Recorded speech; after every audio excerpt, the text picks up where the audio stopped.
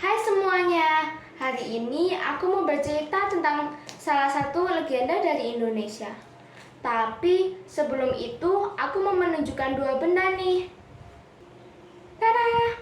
Kalian tahu nggak benda apa ini? Setelah melihat benda ini, apakah kalian tahu legenda apa yang akan aku ceritakan hari ini? Ya, benar. Hari ini aku mau bercerita tentang bawang merah dan bawang putih. Di sebuah desa, tinggallah seorang gadis bernama Bawang Putih. Ia tinggal bersama ayah, ibu tiri, dan saudara tirinya yang bernama Bawang Merah. Sang ayah adalah pedagang yang bekerja dari pagi hingga sore hari. Saat sang ayah harus pergi bekerja, di rumah, ibu tiri selalu menyuruh Bawang Putih untuk mengerjakan semua pekerjaan rumah seperti mencuci, memasak, menyapu, dan masih banyak pekerjaan rumah lainnya. Namun, ibu tiri dan Bawang Merah hanya menghabiskan waktu untuk diri mereka sendiri. Meski begitu, Bawang Putih tidak pernah mengeluhkan nasib buruknya.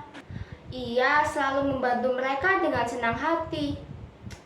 Baik ya Bawang Putih. Suatu hari, ia sedang mencuci baju Bawang Merah dan ibunya di sungai. Tanpa disadarinya, kain milik ibu tirinya hanyut di sungai.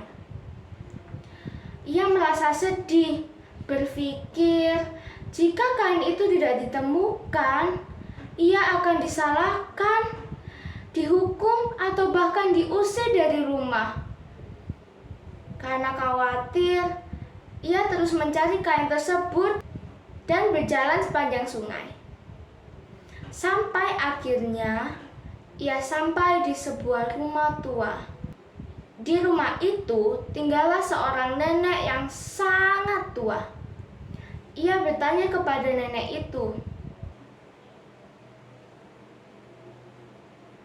"Permisi, Nek, apakah nenek melihat kain merah yang hanyut di sungai?" Iya nak, apakah ini kain merah milikmu? Wah, iya Nek, aku berikan kepadamu dengan satu syarat. Kamu harus membantuku mengerjakan pekerjaan rumah. Baik, tentu saja Nek, terima kasih. Bawang Putih dengan senang hati membantu si nenek. Baginya, pekerjaan rumah bukanlah hal yang sulit karena sudah sering melakukannya. Setelah selesai membantu si nenek, nenek tua itu mengembalikan kain merah milik ibu tiri Bawang Putih. Selain itu, ia juga memberi labu kepada Bawang Putih sebagai ucapan terima kasihnya karena ia sudah menolongnya. Ia diberikan dua pilihan, labu kecil atau labu besar. Bawang Putih memilih labu kecil karena merasa tidak sanggup membawa labu yang besar. Sesampainya di rumah, ia diomeli oleh Bawang Merah dan ibu tiri.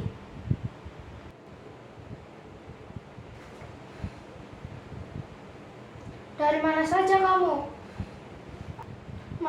Maafkan aku ibu, aku tadi. Alah, cukup Bawang Putih, kami tidak butuh mendengar alasanmu. Sana, belilah apa yang kamu bawa itu, kamu sudah sangat lapar. Lalu, Bawang Putih membelah labu itu. Saat dibelahnya, yang dilihatnya adalah perhiasan emas dan mutiara yang mahal harganya. Bawang Merah dan ibu tiri sangat terkejut. Karena merasa cemburu, keesokan harinya mereka dengan sengaja menghanyutkan sebuah kain di sungai yang sama. Dan benar saja, kain itu diambil oleh nenek tua yang sama. Lalu mereka masuk ke dalam rumah nenek tua itu. Mereka berpura-pura sedih dan bertanya,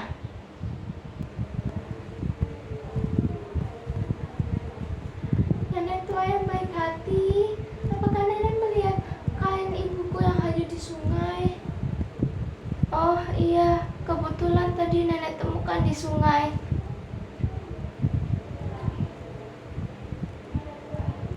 Sama seperti bawang putih, bawang merah dan ibunya harus menolong si nenek mengerjakan pekerjaan rumah untuk mendapatkan kain itu kembali. Namun, tidak seperti bawang putih, mereka mengerjakan semua pekerjaan rumah dengan terus menggerutu. Aduh, ini sangat melelahkan. Iya, jika bukan karena labu besar yang berisi perhiasan mahal itu, aku tidak akan pernah melakukan ini. Tidak apa-apa, bawang merah. Setelah ini kita akan menjadi sangat kaya.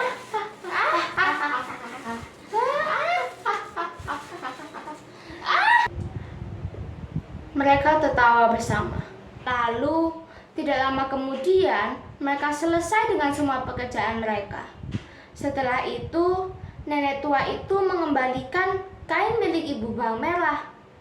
Dan sebagai ucapan terima kasihnya, nenek itu memberikan mereka dua pilihan yang sama seperti bawang putih, labu besar atau labu kecil. Tidak usah ditanyakan lagi. Dengan gesit bawang merah mengambil labu yang besar. Lalu nenek itu menyuruh mereka untuk tidak membuka labu itu sebelum mereka sampai di rumah. Namun mereka tidak mematuhi ucapan si nenek. Di tengah-tengah perjalanan pulang mereka membelah labu itu. Namun alangkah terkejutnya mereka.